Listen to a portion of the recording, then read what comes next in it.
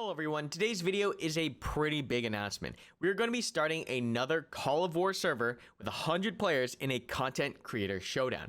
That's right, Call of War is sponsoring this video and this server so that we can get 3 communities, my community, Jackie, and Diplexheated, all to go head to head. So get in this server. I'll leave instructions on the screen and in the description as well, and we'll go into how to specifically join a server at the end of the video. But yeah, it's going to be a pretty interesting showdown. We need as many of you guys from the Karmakut community to hop on, and we're going to be going through what Call of War is right now. So if you haven't heard of Call of War, it's this alternate World War II real-time strategy game where you can take 100 players into a map of the world. Each player will take their own region and duke it out over the course of a month or so in real time. That's right, no matter what time it is, the game session is always going. You can play this for free from your phone, from your web browser, so it's always accessible, it's easily accessible, and there's so much going on all the time. There's 100 players around the clock, different people from different time zones. You get sneak attacks in the middle of the night. You remember this happened to me multiple times when we were playing as China last session. But I need as many of you guys. We're going to try to take over the world against Jackie and Diplex's communities. So go ahead, and I'll leave instructions once again in the description. But for those of you that have not seen that past Call of War video, we're going to be explaining what Call of War is and a couple of the basics. So Call of War is a really light, free-to-play, massively multiplayer, real-time strategy game. So what that means is there's a ton of players, it's happening in real time, and it's a strategy game, which means you're building units, you're managing your resources, you're taking territory, and you're building infrastructure. There's also diplomacy between each player, and there's also espionage, and we'll touch on all these things right now. So very first, looking at this interface, at the top here we have our resources. These are collected by certain regions. As you can see here, this region is giving us goods, this region is giving us oil, and different resources are used to create different units. And the amount of territories that we control with the respective symbol is how many resources we'll get per hour. Now, using these resources, we can create things down here in our construction, for example, the buildings to create certain units or the units themselves. Now, one of my favorite things about Call of War is that it's light, it's simple. It's not as in-depth as games like Hearts of Iron, but that's not necessarily a bad thing. It's easy for me to pick this up on my phone, play an hour or two, hop on, check back, and see where my units are. It's not like a game of Hearts of Iron where I have to sit down, really pay attention, learn all of this unique division stuff and all these different skill trees and other research trees. It's very straightforward. So we have very basic unit types. You have infantry, armor, motorized, you have your ordnance, you have your tanks, you have your air, you have your naval, and you have your secret stuff. So really, really cool stuff here. Now, it's all very simple to research. If we go over to the research tree, it's literally just locked by days, and there's only a couple of options, which once again is not necessarily a bad thing. It's not overwhelming, and it's easy to digest, which is my favorite thing about Call of War, is that it's light. As you can see here, these research trees are blocked off by days. That's right, not by hours or minutes, but by days. So you really do get the sense over the course of the month of the game that it is a real campaign. It's taking multiple days to take territories, multiple days to train things, and it really does give a grander sense of scale to Call of War. Now, after talking about the construction and the production side of things, we're going to move on to a couple of the more intricate, more detailed side of Call of War. One of my favorite things about Call of War is the World Herald, which is this awesome in-game newspaper where anyone can write up propaganda or news articles. And this is just one of the most creative ways to make a game interesting.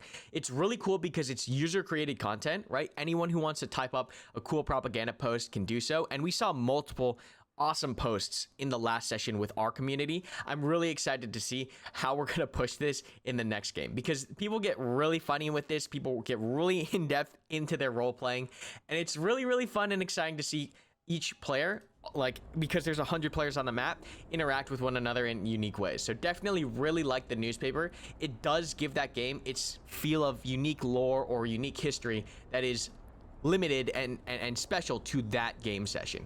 So definitely one of the coolest things. The next thing we're going to talk about is the diplomacy screen. It's light enough that you can understand it, and it's functional in very simple ways. You have peace, war, trade agreements, and you can also message other players. Now, normally most people message via in-game because there's 100 players. So it's hard to get a hold of people outside the game. I will set up a channel on my Discord so that you guys can talk in there as well. But a lot of the messages are done via the actual client, and we'll explain why that's important when we get to espionage. We've already gone over research. Coalitions are large groups of players that join together to fight and form larger armies to win the actual map itself. What else do we have here? We have front reports, which is very basic notifications. Now we're going to touch on one of the cooler features, which is espionage. So espionage works essentially how you would think. You can sabotage buildings, you can reveal army locations, disrupt the economy, decrease morale, a whole bunch of other things.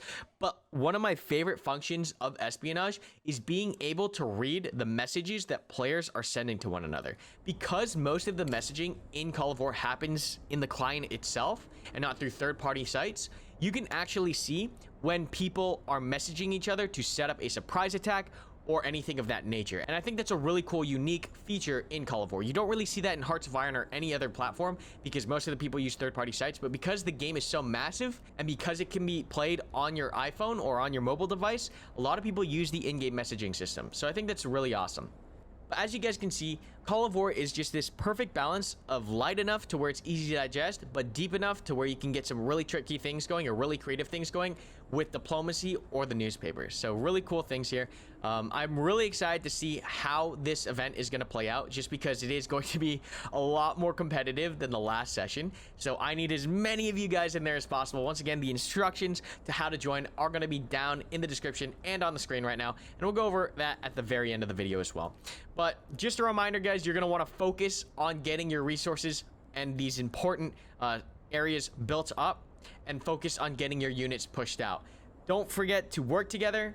Contact me on Discord if you need any help or if you're part of the Karmakut community, because we're going to be forming some pretty big lines, I think, once this game gets started. But now we're going to hop out of Call of War and I'll walk you through how to join the actual session. Alright, so we're back in the main menu and I'm going to walk you through how to join the game sessions. Now, last time when we played Call of War, you guys, just with the Karmakut community, filled up the session in like 30 minutes. So this time, especially because there's 3 other communities, we're going to be doing 2 game sessions, okay? So if you want to join, there are 2 sessions you can get in. The first one, you're going to be typing in this number on the screen and searching for that, and typing in this password on screen right now when you click join. So you click join, enter the password that's on screen.